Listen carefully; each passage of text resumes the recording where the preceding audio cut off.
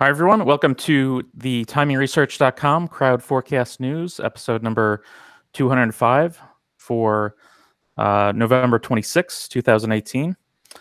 We are broadcasting live on YouTube at 1 p.m. Eastern Time, but you can also listen to the audio-only broadcast of all episodes as podcasts on iTunes, Spotify, Stitcher, Podbean, or wherever else you listen to podcasts. If you have not had a chance to take a look at today's report, we are going to be discussing the 270th report. So you can go to TimingResearch.com/reports to get the web or PDF version of this week's issue. So I have Michael Filighera back to moderate today, and so I'm going to go turn it over to him. And good morning to those of us on the West Coast. Good afternoon for those on the East Coast. I hope that everybody had a successful and an enjoyable long weekend and are ready to jump back in and see where things are today. Hey, Michael, did you go to that Pink Floyd concert in Oakland yesterday? No, sir, I didn't, even though I'm old enough to know them. But it totally rocked. Yeah. How we're going to do this today, I'm going to introduce our panel for today. We have Norman Hallett from the DisciplinedTrader.com. We have John Thomas from the MadHedgeFundTrader.com, and then myself, Michael Filighera, I'm with Logical Signals. So how I'd like to start today, we're going to do it in a round-robin fashion. And we'll start with you, Norman, and then Jim and John, and then myself. And let's just do a quick introduction of who you are and maybe a little bit of what you have done. Okay, I've done it all. I guess I was just talking to John and Michael about how long we've been in the business. I started in 1981 and have been through a lot of ups and downs in the markets. Primarily, I've concentrated on options in the futures market in the last 20 of those 35 to 40 years. But I've concentrated because I'm married to one of the world's greatest subconscious trainers who's helped me with my mental and emotional game. My thing is all about the mental and emotional issues of trading. But I'm a trader at heart. I was trained as an engineer, got out of college with my math degrees, and here I am trying to figure out the numbers. And I've learned to keep it simple. So the disciplined trader is all about the mental and emotional issues. It's the ass end of the business that very few traders care about. But if they're smart, they give it equal time to their trading plans, because 90% of traders have a tough time and 10% don't. And I submit that the 10% that don't have control of their mental and emotional issues. I think it's pretty much as simple as that, because everybody seems to be trading some pretty good trading plans. So that's what I am. That's what I'm about. But I can't stand it when I'm not looking at markets. So that's what we're going to do today. Great. Thank you very much. We are going to go to John next. Well, good afternoon, everybody. My name is John Thomas, the Mad Hedge Fund Trader. I am the CEO and publisher of The Diary of a Mad Hedge Fund Trader, which you can find on MadHedgeFundTrader.com. Been in the business 50 years, traded everything. We run a global long-short macro strategy. We're up 32% on the year, 34% on a year-on-year basis. And our 10-year average annualized return is 34%. We cover stocks, bonds, commodities, precious metals, energy, and foreign exchange, and real estate. And we have a trade mentoring service, a daily research service, and the Mad Hedge Hot Tips, which is free if you want to sign up at MadHedgeFundTrader.com. I love what I'm doing. This is my 4th retirement, and they're going to have to pry my cold, dead fingers off my keyboard sometime in my 90s before I quit trading. Very well said, my friend. Very well said. And luck is on our side today. Jim Kenney of OptionProfessor.com is able to join us, and he's now here. So, Jim, why don't you go ahead and just give yourself an intro, and then we'll move on. Sure, Michael. Yeah.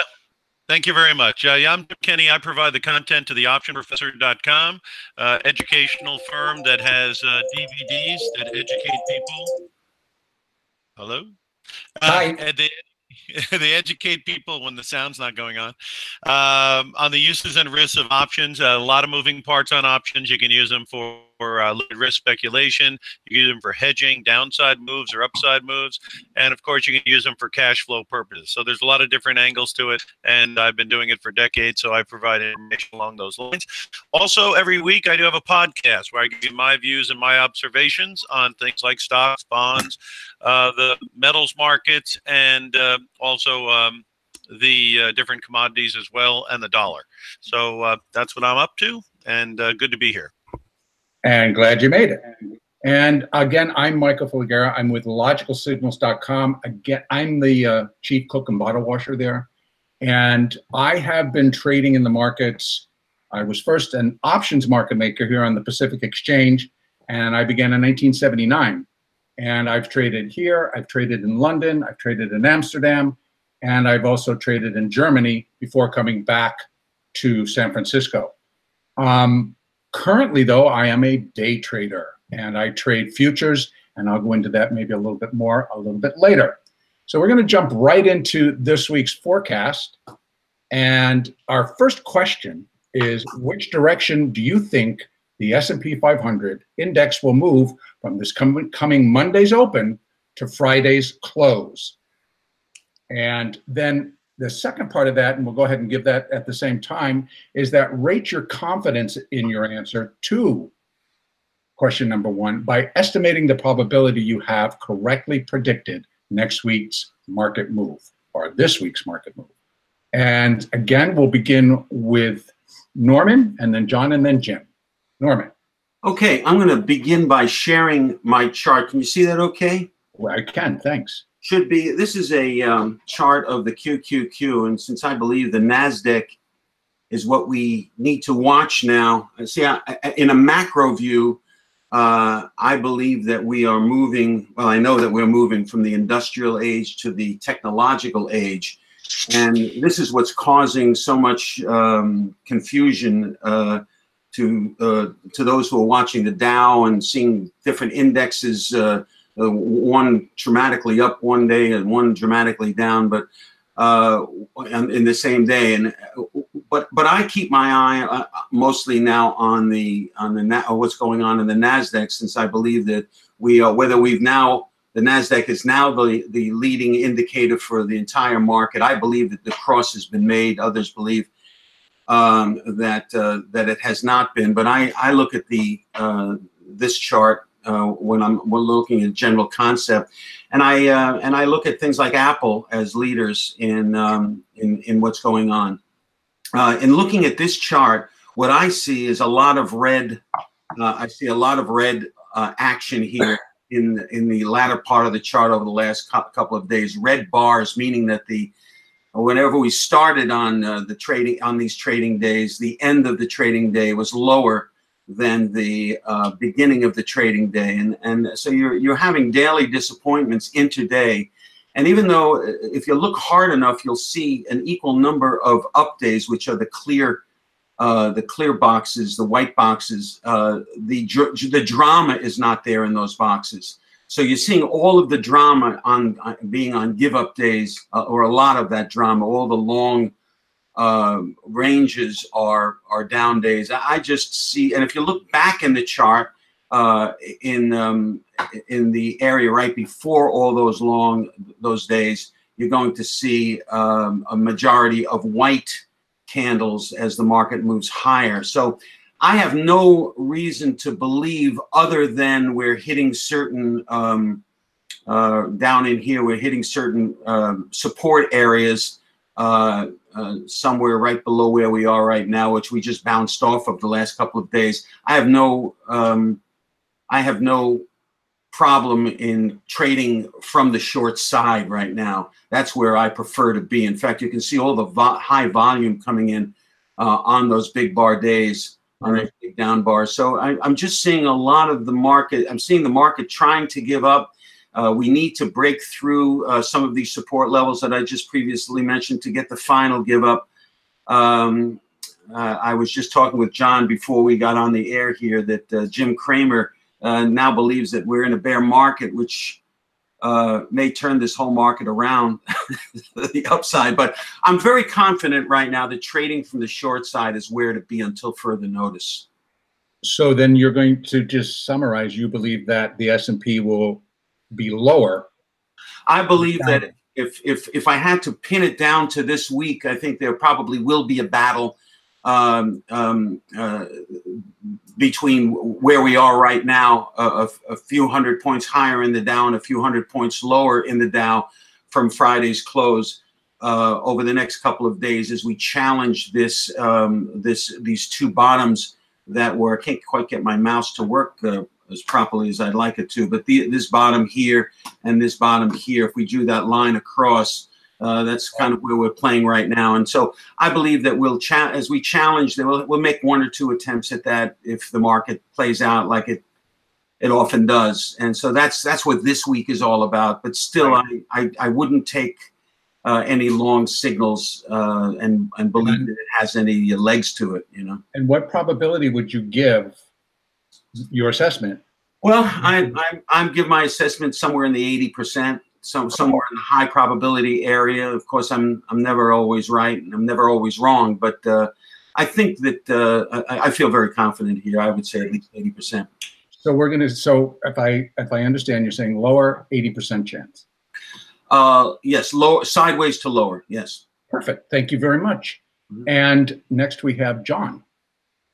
Well, I beg to differ with my esteemed colleague from across the bay. I say there's a 100% chance we go up.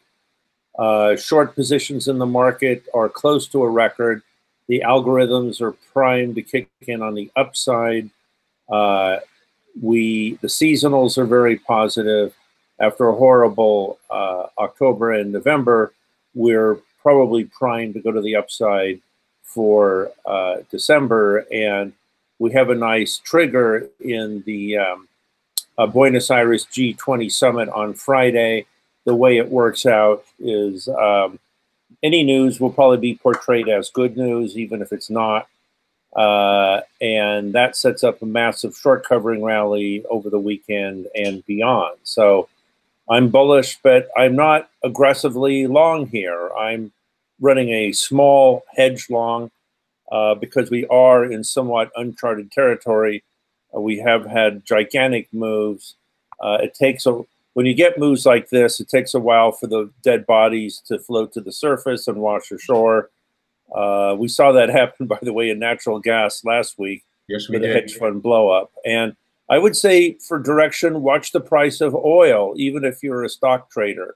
If oil can bottom here at 50, 51, that would set up a really nice global rally in all risk assets of all kinds, including every kind of stock. So there you go, bullish to the upside for the week, 100% probability. You got to stand strong, I'm telling you. No emotion, no feeling, no human emotion whatsoever. Straight up. Love it. Love it. And Jim, you're up next. Well, I guess I'm in between the two of you guys because I definitely am on John's camp that this is an area here which could very well get some support and we could get a rally. That 100% surety, I think even if I'm dunking a basketball, I'd still wonder if it could pop out. So I'm not 100% on anything here. But I will tell you this, is that, yes, we've had a big drop down and the trends are down as far as the moving averages. That's the big case. You were talking about in a week's time. So what's going on this week would be a big thing, right? Well, last week we had lows around 26.30, 26.20. That's a nice line in the sand. And then, of course, the drop to 26.03. That's another line in the sand. So we're not that far from the lines in the sand. Number two is I work with some long-term 10-year graphs that have long-term moving averages. And my moving average on the long-term comes in at 2,600. So my view is this 2,600 low was not coincidental. And it's extremely important because if we do break that, everyone's going to be saying it's going to hold the 25.30. And I say we're going to go from a market you could trust us to a market that could be in a lot more trouble than people think if we take out the 2600. So having 2600 as such an important point, and 2620, 2630 last week's low, you got to play it from the upside here, because you got to figure all these Fed speakers this week are going to be moderating the fears a little bit about that hikes are going to go nuts. So that's all those speakers quelling a little bit of the concern. And you got to figure Trump and the Chinese guy are going to come out with something that could be somewhat reasonably positive. And then the last thing, which I don't think is coincidental, is we're at the end of the month, and it's no coincidence to me that a lot of times we go down in the beginning of the months and then it rallies at the end. So the statements that are sent out are not as ugly as they would be if they showed you what the actual low for the month was. So a little window dressing going into the end of the month. So on balance, I think we have a shot of going up.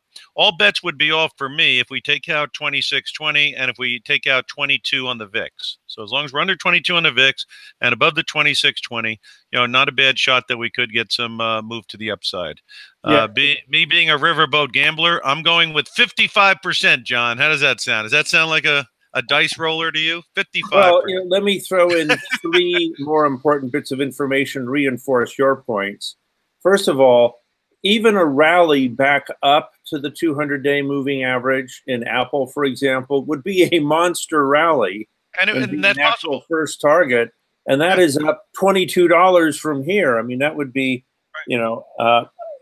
almost half of the recent loss. Number 2, the risk parity traders at month end will be massive equity buyers and bond sellers, because they always reverse the recent move. And they started that today. Yeah. And number 3, something that most people don't know, which I discovered over the weekend with my research, in 7 weeks, the market has given up half of the entire 10-year gain in valuations. We were at 9.5 earnings in 2009. We went up to 20 times earnings 7 weeks ago. We're now down at 14.9 earnings. So half of the entire bull market in valuations has vaporized in 7 weeks. That makes them stupidly cheap for all the value players. And so put that in your pipe and smoke it. I think the key word there, John, was stupid. I'm gonna jump in, and we're gonna have a nice split here today, because I'm going to lean more towards that. I believe that it's going to be lower, and I'm basing that on because I see everybody stepping in today, ready for this bounce, ready for the start of the Santa rally, ready for this, ready for that, and I think that's all a part of. And Norman, you and I were talking about this pre-show, that's status quo. It's always been this way, and thus far, status quo is won, because there's no reason to really feel that it's going to be any different. I think this year it might be different. So again, we're just calling for the week, guys. We're not calling for the balance of the year. We're just calling for the week.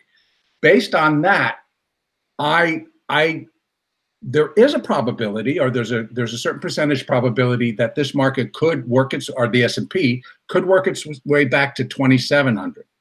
But remember, all it really needs to do is to close higher than 2633.5, which is where it opened today. Can it do that? Sure, but I don't think it's going to come through. I think we have a little bit of a rally beginning of the week, and then I think the reality of everything else that's coming in is going to take over again, and we will close below 2633.50. My probability on that, I'm going to go 55%. And the reason I say that is because of the volatility that we're seeing in the market right now. I think that if upside gets going and people are reversing, and then we get everybody else that John and Jim have spoken about, yeah, this thing could literally push its way back towards 2,700 before all is said and done, and then we get our next down leg in. Okay, so just to kind of recap, we're basically split on the panel today. 2 down, 2 up, and if we had to figure out averages, John coming in at 100% really skews it to the upside. So we're going to have to say that our panel is basically skewed for a higher close in the S&P on Friday. Well, at least people won't complain that we, like they did before when we were all bullish in a rising market. Right. We're always wrong. That's out the window now.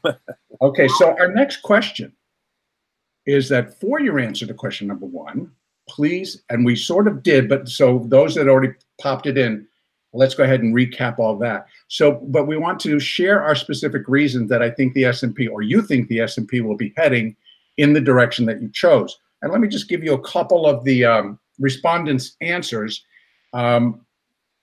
For higher, oil dropping is what people like. And I said, nah, they want to see higher prices because that's what they've been told. Market is oversold.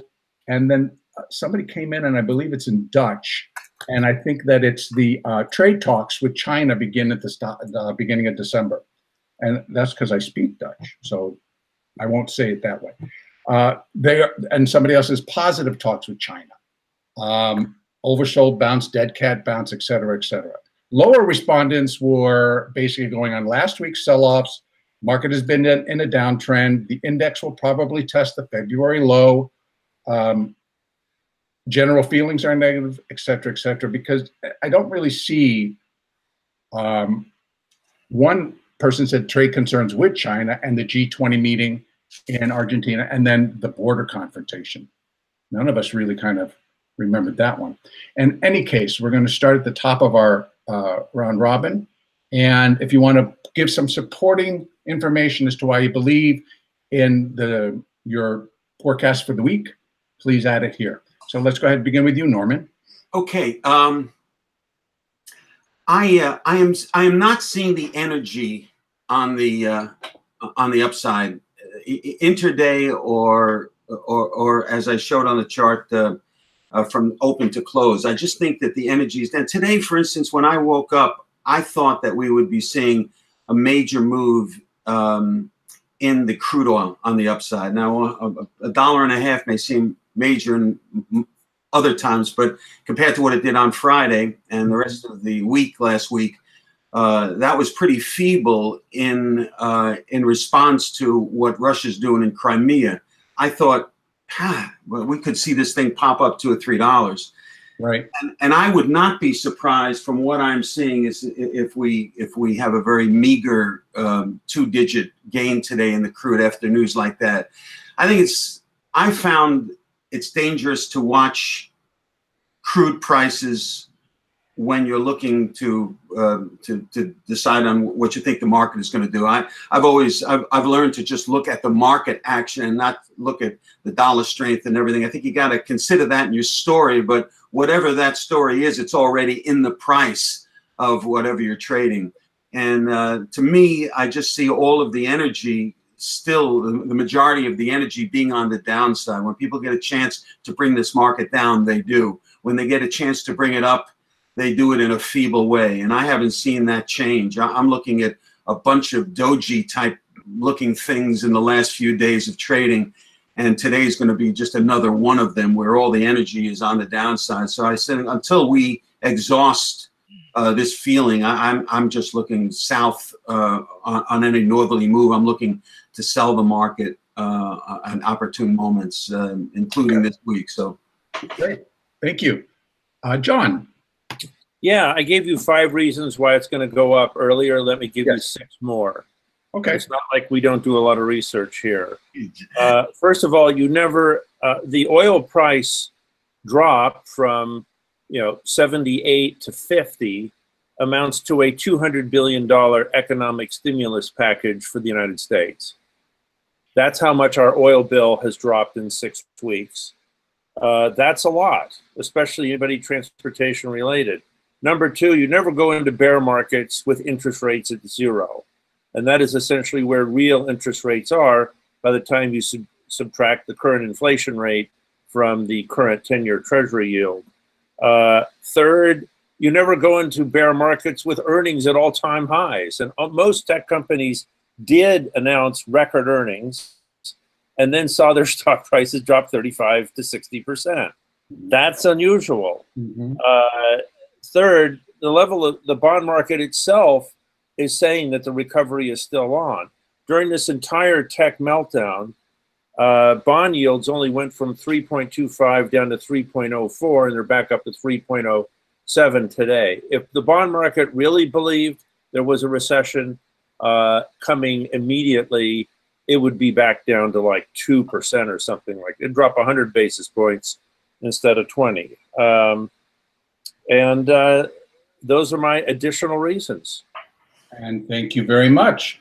And Jim. Well, the reason I'm at 55 on the bounce back is as simple as this. We're in an overall downtrending situation on a short-term and intermediate term. So we are trying to play for a bounce in a market that's oversold.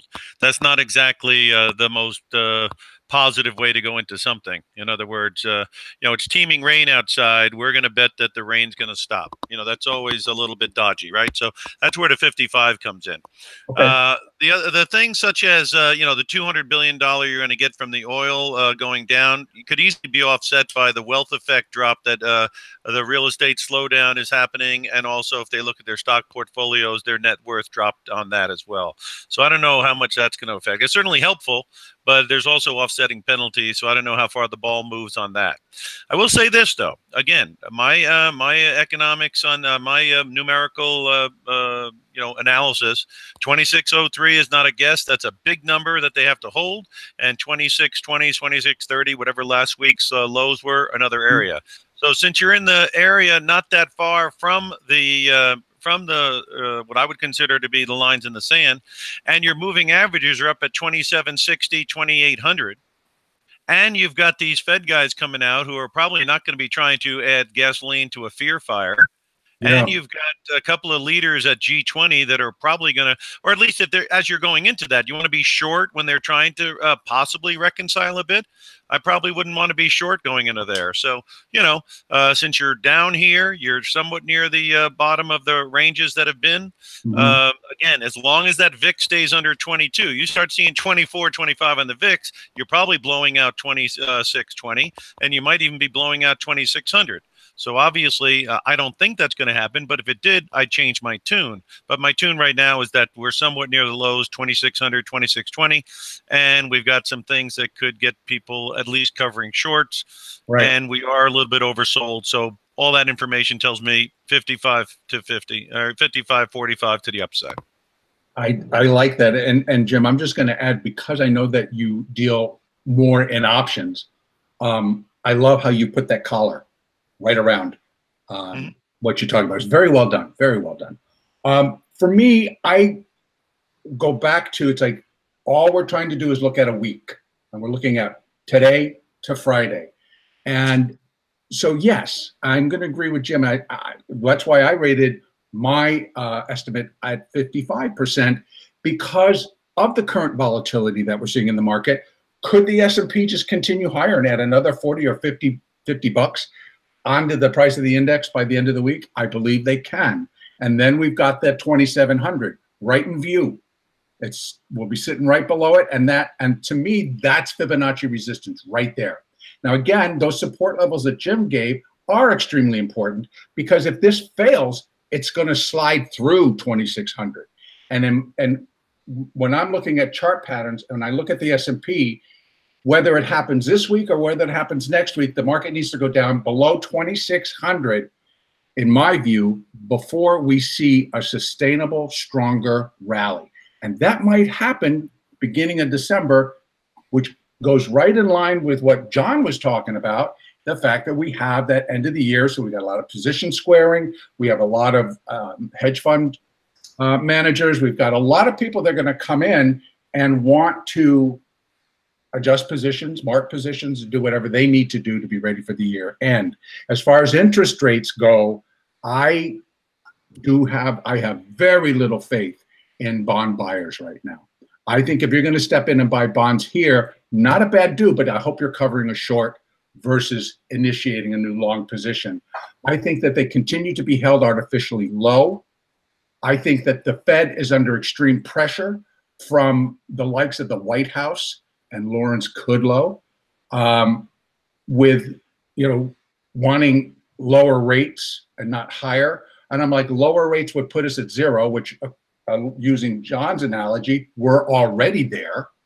So I would disagree with you, John, that a recession or a depression doesn't start from interest rates being at zero. That would be more, I do not disagree with your statement. I think that that's a true statement based on our history of when we've been alive and when we've been watching the markets. This is how it has always gone. And so what I've been doing with other analysts and just with other traders is I'm challenging the status quo remaining the same. So, and we'll get into that maybe a little bit more as we move on to the next area that we're going to talk about. So first of all, thank you, all of you, for great information and great support of what we need to do and what we're trying to do here is just to put things together for folks. Question 4, and this is really, I think, going to be, well, for all of us, but those of us here, and John, I'm thinking of you right away, that are really within hedging, hedge fund portfolios, et cetera, et cetera. So the question is, what sort of hedging or portfolio protection strategies do you implement in your trading? And I am going to start with Norman. Well, to be totally transparent right now, I don't hold positions right now overnight, and therefore, you know, that in and itself is its own hedge. When I trade, I put on my maximum number of positions at the onset, and I peel off trade as the trade matures in my favor or against me. Right. And so I manage my position size. I found that over the years, position size can be some of your best, that can be one of your best tools when it comes to risk management. But I will say that in my retirement account, where I have certain positions that are longer term, I will use the S&P index in a separate account to sell as a hedge. Again, I'm mostly in the futures market, and okay. So there are a little bit of what I do is using the S&P index to hedge against the entire portfolio, since it seems to be the most general of the indexes. But in general, as a day trader, I don't hold positions overnight, especially in this environment. In fact, again, the fact that we're moving now to the technological age, or in the technological age, I see things happening much faster and much more dramatically. And therefore, until we exhaust some of that drama, which probably won't happen for the next couple of years in this transition, maybe the next 5 years, I see myself as using position sizing as my best defense. Right. Great. Good stuff. Yeah, by the way, we run a pretty extensive technology research at Mad Hedge Fund Trader. I totally agree with that, except that it's going to happen a lot faster than you realize. I agree with that too. And John, you're up next, so why don't you just go ahead? I forgot. What are we talking about? Oh, yeah. How do I hedge?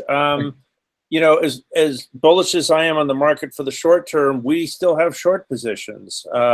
We have a short in Tesla.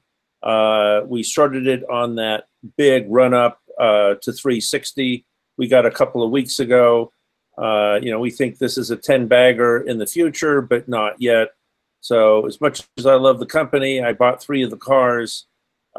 We have a short position in Tesla. And the way we have that short position is in the 400-430 December vertical bear put spread, if you are options lovers out there. We also had short positions. Go ahead. Will you be rolling that position? It depends on what the world looks like in a month when it comes off. Okay. It's a bet that Tesla doesn't rise above 400 by December 21st. Also, we hedge by shorting the S&P 500 either through option spreads or through the SDS, which is a short ETF. And we have a lot of other short plays. Also, we have a big short bond position, which throws off nice profits to cover our equity risk. So there's a lot of ways to skin a cat here. We also run a short selling school, which we bring out at the beginning of every new bear market. I love it. That's good stuff. Thank you, John. And Jim. Well, basically, when the markets are way up, we look towards the collar strategy, where you are doing the covered call writing and using the premium to buy a put. Just to give you some examples, Apple used to be 233. And now it's down at 170. It's a 50-point drop. Facebook 220 went down to 130. Your 90-point drop.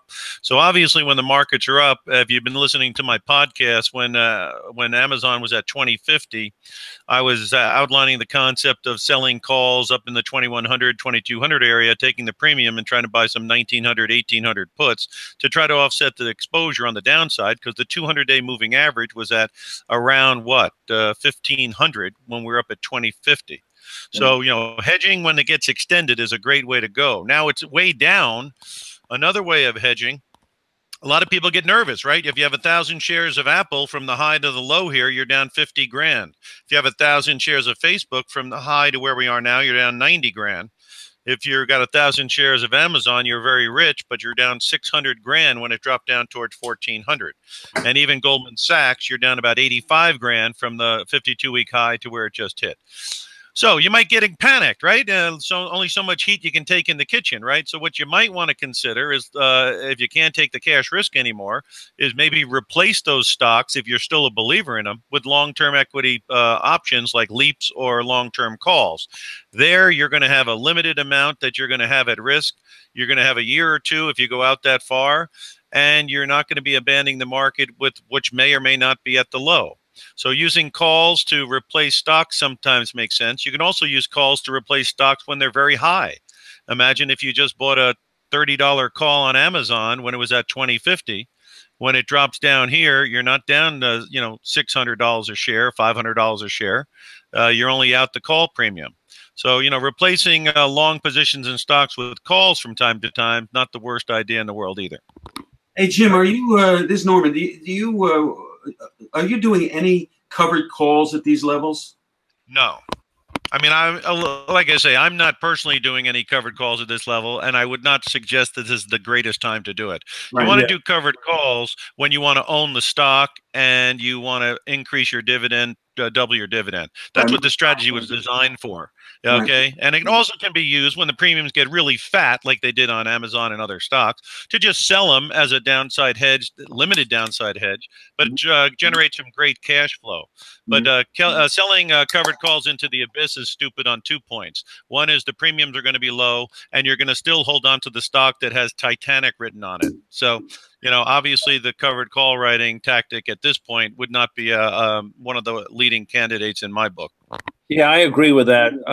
Covered call strategies would be a disaster here. Listen, I asked because I have somebody, 2 people at the same time, 2 different emails asking me that, and I said I've got some options. People that are talk with me, so I want to make sure I ask the question directly to you. Well, I think they're probably on a flooded boat, and they're trying to take a teaspoon and get the water out. Right. I mean, their idea was that if you did see a rally here off the lows, and they were pointing to the $50 crude, and inciting maybe a rally in the stock market, that when these premium, buying the stock, and then when the premiums balloon, selling them, legging in, and I told them do not do that. So yeah, tell that to the algorithms. Yeah, that's you can't, because they don't listen. I want to add, exactly. They don't know the price of oil is 50. No, they don't know interest rates are 0. So I just want to add a couple of things here for myself. I like what everybody again is saying on this particular topic, but to kind of quote, and I'm going to use the Titanic quote. I like that one, Jim, by the way, very much. In the market, I think that it's like what we're now seeing, and particularly this ties in with what you were mentioning, Norman. You get folks that just have held long for such a long period of time, and now they're feeling the fear because they're now standing ankle deep in water or knee deep in water and telling each other, wait a minute, we were told this ship can't sink. It was impossible to sink.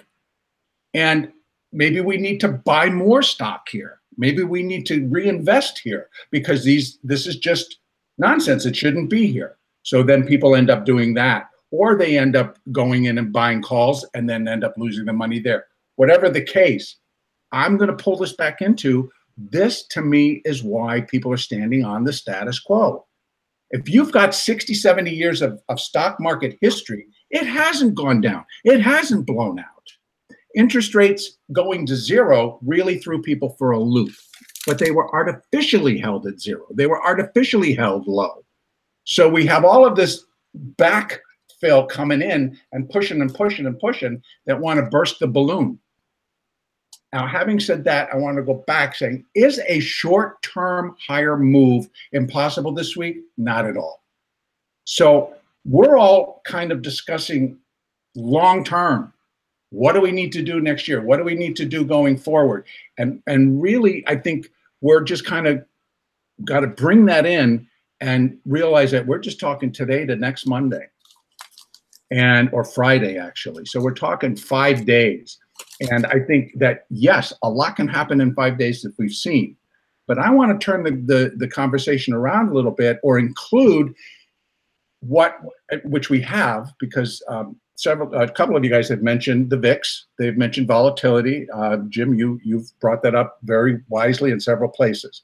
Now, for me, I am a day trader now as well, but I continue to hold core positions, and my core positions have always been in gold. I'm long gold, and I was short and still am 30-year treasuries, the 30-year bond. And on my bond position, the market, I mean, I shorted from well above where we are, rode it all the way down, but my initial downside target was 129, and that's where I would take off the entire position, because I think on this particular leg, that's where it'll end up. But when it came down to 140 and slipped below 140, but didn't have a whole lot of success really dropping too far from there, I started to think that I'm just going to take off part of the position. So I've now gotten that position 75% bought back. So I've covered the short 75% of my position. And what I use in the other time is I use TLT options. And I'll go in and I'll just hedge what I have left against, and I do that on a cash basis, folks. So you always got to go with, like, how much money do I need to protect? Because sometimes options, you think you're protected and you're really not, because you got to go on cash, particularly when you're using a cash-based product. And for gold, being long gold, I still am adding to that position, but what I'll do to ride out the downturns or the uncertainty is, again, I just kind of use some puts on that as well. But the thing to also remember is that if you're hedging along by buying some puts underneath it and you get the expected move that you thought, don't forget to take it off. You know, don't let it ride all the way back and go like, oh, I don't need it anymore. You know, you kind of have to do more analysis and realize that it's time to take the hedge off and let the position come back. What I'd like to move towards right now, guys, is question number 5 is kind of opening it up a little bit into what others are, I think, asking us.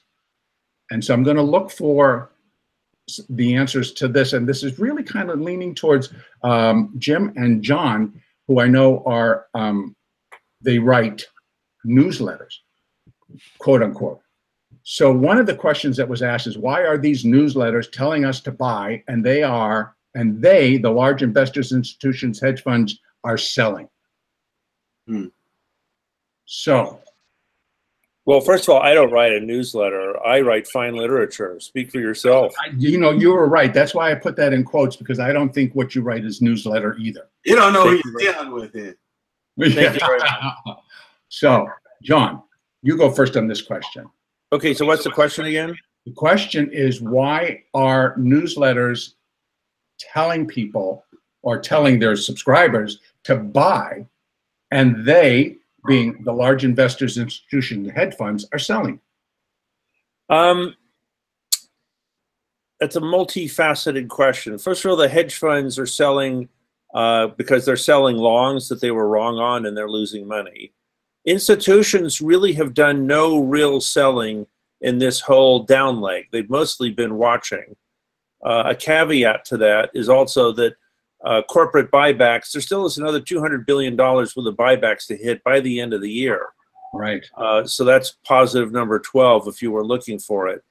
And as far as individuals, newsletters go, 99% of newsletters are written by English majors who got an A in creative writing in college and never worked on Wall Street, and are marketed by hyper-aggressive online marketing companies. They really have nothing to do with the investment process. That's why we get subscribers at Mad Hedge Fund Trader who have lost money on their 10 previous subscriptions to other newsletters. They're all fakes. There are very few Wall Street professionals in this business. So that's my answer to all the different aspects of your question. I think it's a very good answer, and thank you very much for it. Jim, I'm just going to let you answer that same question, but then to both of you. So I'll go to Jim first, John, and also Norman. I will all chime in on this one, is what our inflation expectations are. So Jim, I'm going to go to you, and so to go to the first question about the writers, et cetera, versus the actual trading, and then just add in what, if you have an inflation expectation. Yeah, well, as far as the newsletter motivations, my answer to that is I don't have the first idea on what their motivations are. Now, getting into the guessing world, they probably want people to subscribe to the newsletter, and cranky old men don't get a big newsletter following, so they probably want to be a little optimistic. As far as the hedge fund guys getting out of or shorting the market, that may have a lot to do with redemptions, because according to what I've heard, $10.8 billion has come out of hedge funds this year.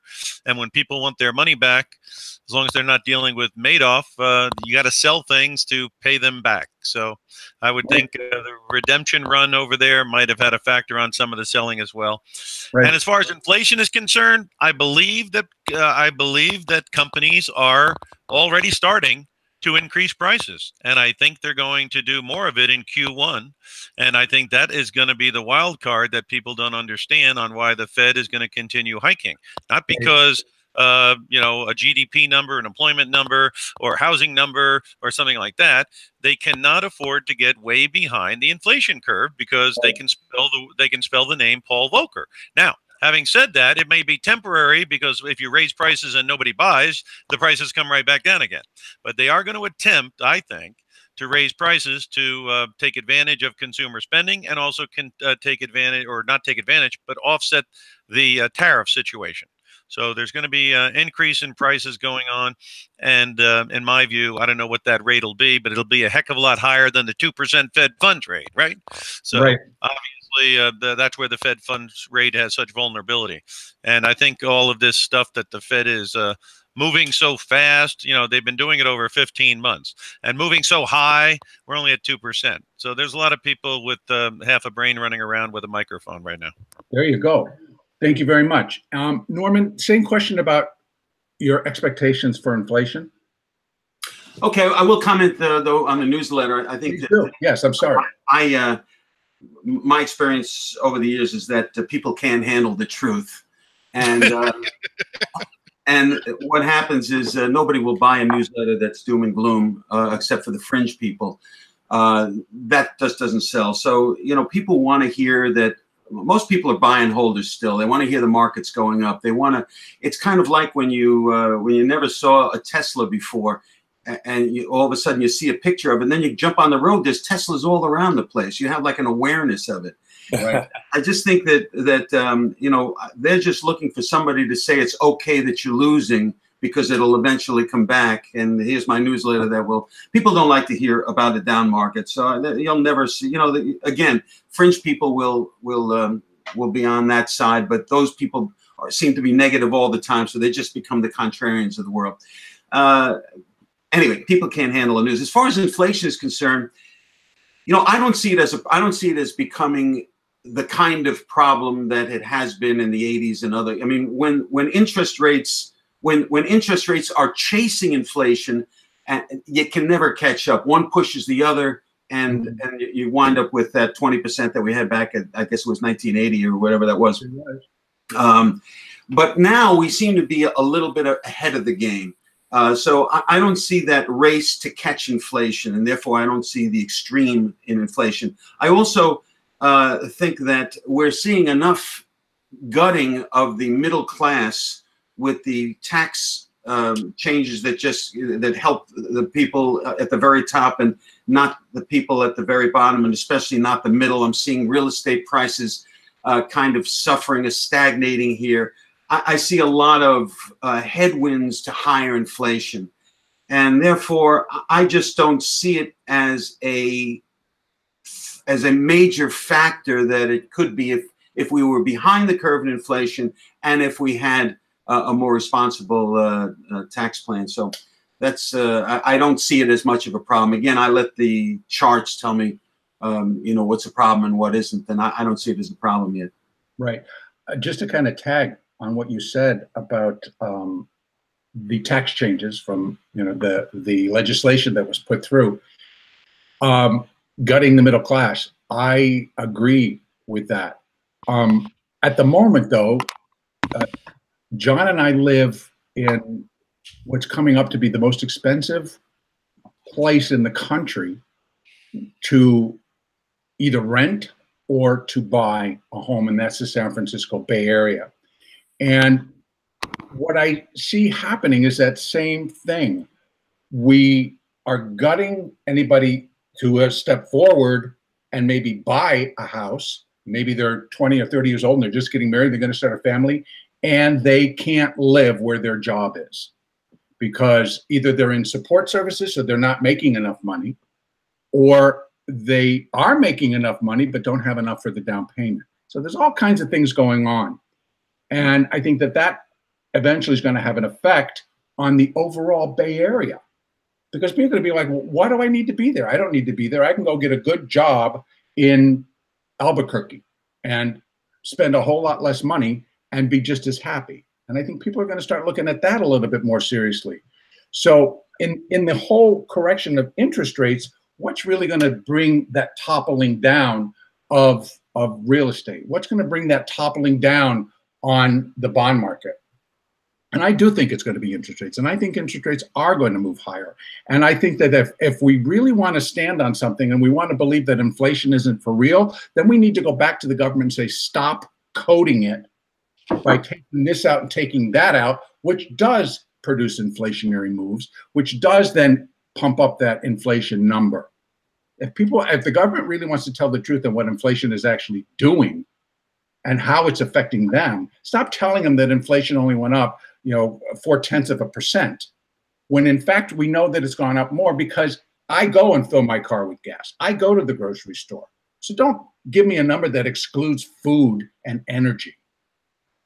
So that's what don't tell me there's no inflation when I go to the grocery store or go to gas in the Bay Area and I'm paying $4.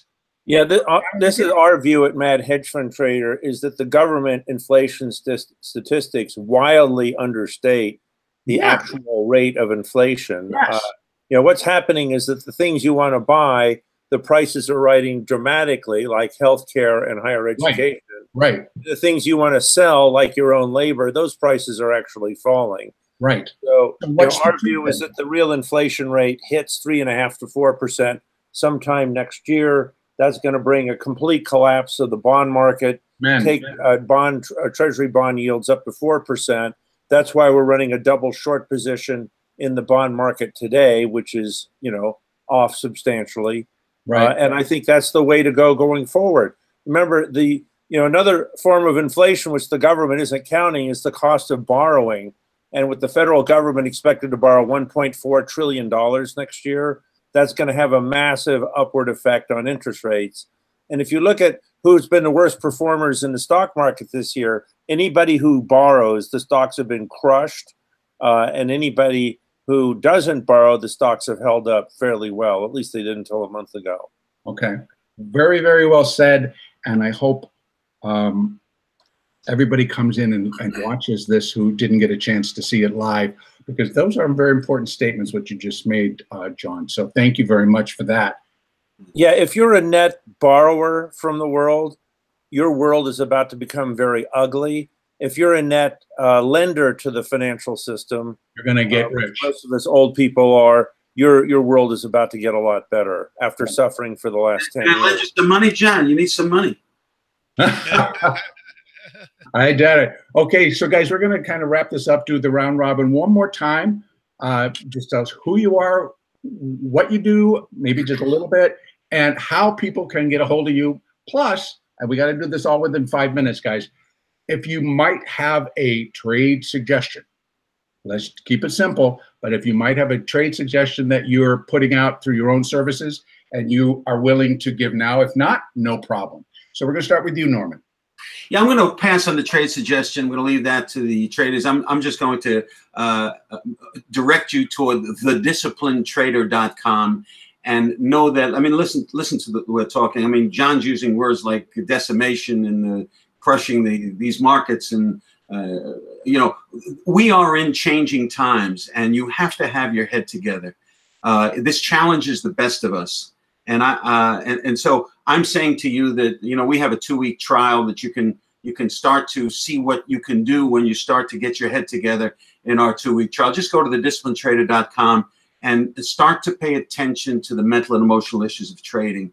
Again, I've learned to do certain things, not only deal with my head, but also bring in my time frames so that I'm not exposed to crazy things that can happen overnight. So we each have our own way of doing it. I'm just saying, get your head together, and because you're going to be right and wrong. We're all going to be right and wrong. So try thedisciplinedtrader.com. I think it'd be enjoyable. Thank you very much. And John, you're up next.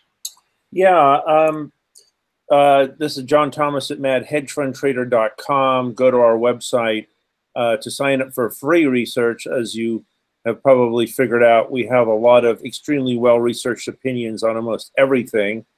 By the way, even though I said I was 100% bullish for the week, I think what's happening is we'll get a rally that sets up the right shoulder to a head and shoulders top to the whole 10-year bull market.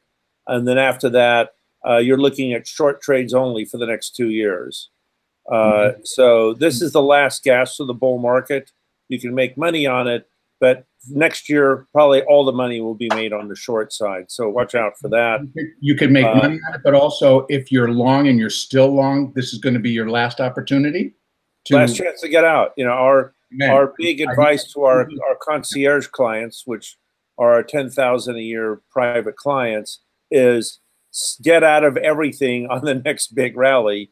And that's going to be over the next month or two. After that, any position you keep, you're going to have to live with for the next 2 years and maybe the next 4 to get back up to today's prices. So, very good. You know, short-term bullish, long-term bearish.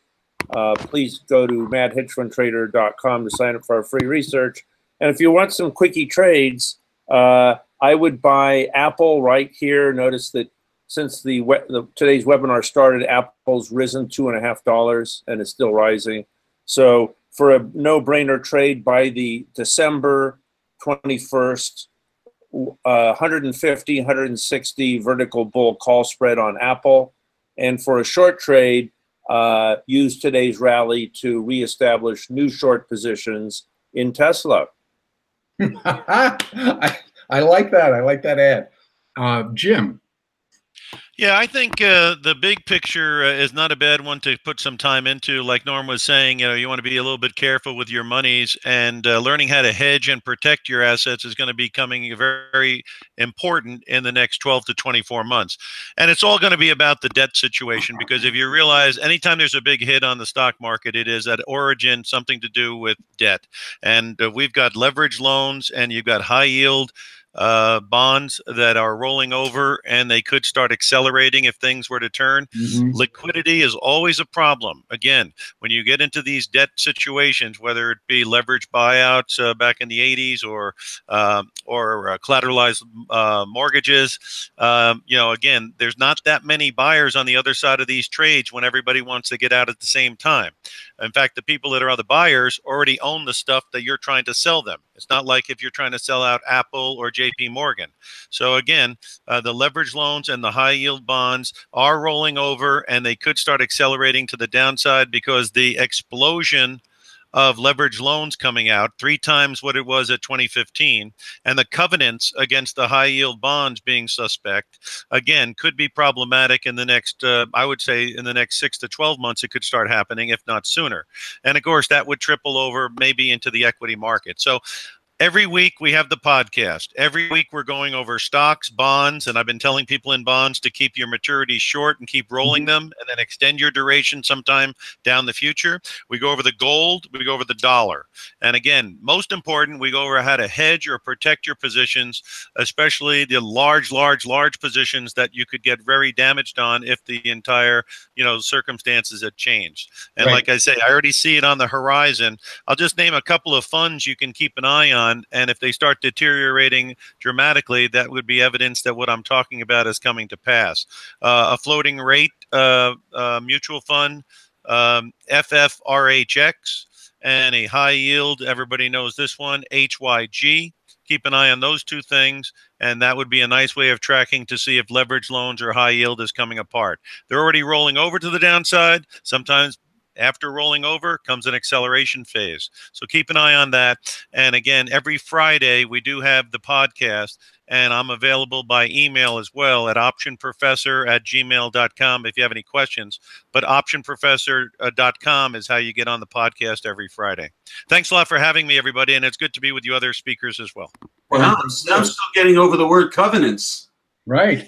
I'm just gonna wrap it up here, guys. We're now over. Again, I'm Michael Filighera. I am with logicalsignals.com, but at the moment, I am really involved with a trade room that a former member from my trade room has started, and we're doing extremely well. We're geared towards the little guy. We want the day trader or the trader that's stepping into the market that may not have $2 or $3 million and may have only $5, $10, $15,000. And we're having a great success in helping people to become consistently profitable. We're teaching about risk management. We're teaching about position sizing, et cetera, et cetera. A lot of very important things. Please take a look at, as David will send out an additional email that will state that the recording is within that email. Look down below. It's a special offer from Michael. Please take advantage of that and come in and spend some time with us. And David, thank you for bringing me on again today to moderate. It's always fun, and thank you guys as well. And I'm going to turn it back over to David. Yeah, thanks, guys. Great show. Just a reminder to everyone watching, be sure to subscribe to Timing Research on YouTube and your favorite podcast. You can also go to Timing Research, any of the past shows or past reports there. Analyze Your Trade will be back on tomorrow at 4:30 p.m. Eastern Time. Newsom will be on for the first time. Also, Larry Gaines, Andrew Keene, and Matt Buckley. Thank all my guests again for this show.